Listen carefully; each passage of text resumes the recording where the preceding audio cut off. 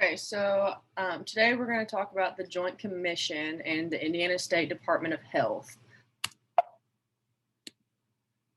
So the general goals and objectives of the PowerPoint today are to review the history of both the Joint Commission and the Indiana State Department of Health and how either or of them are affecting the PT profession or practice nationally or daily. And I'm at the ortho hospital currently, and so to give a little bit of insight of how it's affecting the hospital as well. Okay, so the history of the Joint Commission. It was founded in 1951, and it's a not-for-profit organization. It's actually the oldest and largest accrediting body for healthcare. Um, it's actually made up of a board of 21 members, which include physicians, administrators, nurses, employers, quality experts, a consumer advocate, and educators. The Joint Commission accreditates a very wide variety of healthcare settings, such as hospitals, home health, nursing care centers, behavioral health cares, ambulatory care, and laboratory services. And in my handout, there's a bit more detail on the specifics to those settings. So, to obtain the gold seal of approval from the Joint Commission, you will have to go under these surveys, which are a day to a week long processing where staffing is asked questions of how that institution is obtaining the viewpoints of the Joint Commission. And so all institutions will be surveyed every 3 years, except for laboratories, which are every 2 years. So the history of Indiana State Department of Health, they was initiated and began after legislation was passed in March of 1881, but actually didn't truly become a functioning body until January 19th of 1888, which is the first day that the functioning body had their first meeting. And then in the 1900s, the labs were starting to be established, industrial hygiene was created, and efforts to control the communicable diseases became more and more apparent for the goals of the Indiana State Department of Health. But to begin with, all they were doing truly was registering births and deaths. So they have grown significantly in what they're aiming to achieve. So the big overall mission for the Indiana State Department of Health is to promote, protect, and improve the health and safety of all Hoosiers.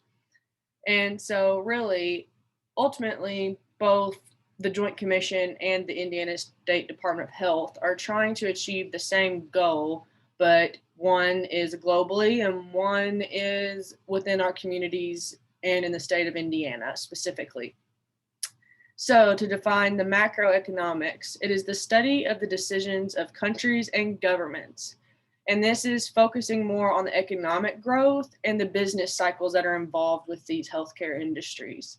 Whereas in the microeconomics, the study of individual businesses' decisions regarding allocation of resources and prices in the goods and services. So, truly, supply and demand is driving the microeconomics of our local healthcare systems. So, with that being said, national effects of the PT profession is truly guided more by the Joint Commission and their standards that they've set for the healthcare industries.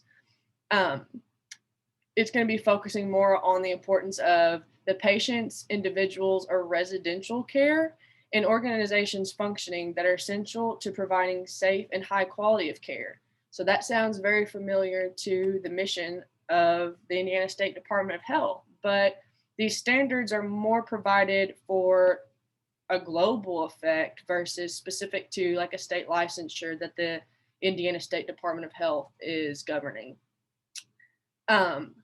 But ultimately, TJC advocates for the use of patient safety measures, the spread of information, the measures of performance, and the introduction of public policy recommendations to ensure that patients are getting a high quality healthcare from any healthcare profession, but specific now to the PT profession. So, what's the daily effects? Where is that coming from?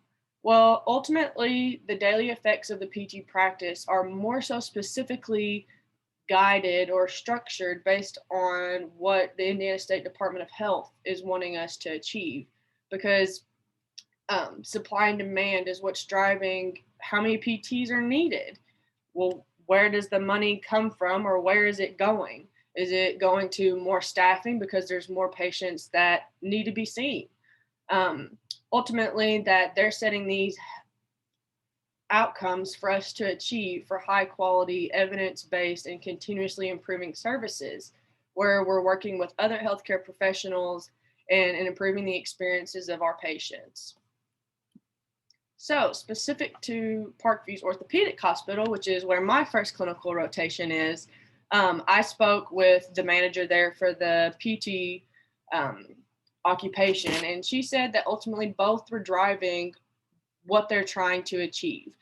They want to show commitment to a higher standard of service. Both are providing framework for organizational structure and management. It competes with other marketplaces because of their standards are so highly sought after. It gives a reasoning for jobs and for people to want to be a part of these healthcare systems. Insurers are recognizing these individuals who are under the Joint Commission specifically, but also who are following more guidelines and have more certifications through the Indiana State Department of Health. And ultimately, providing the standardized care, improving outcomes, and reduction in cost is the goal for why we're obtaining these accreditations and certifications under the state and the Joint Commission. If you have any other further questions or need any information, please follow any of these websites. And that is all, folks.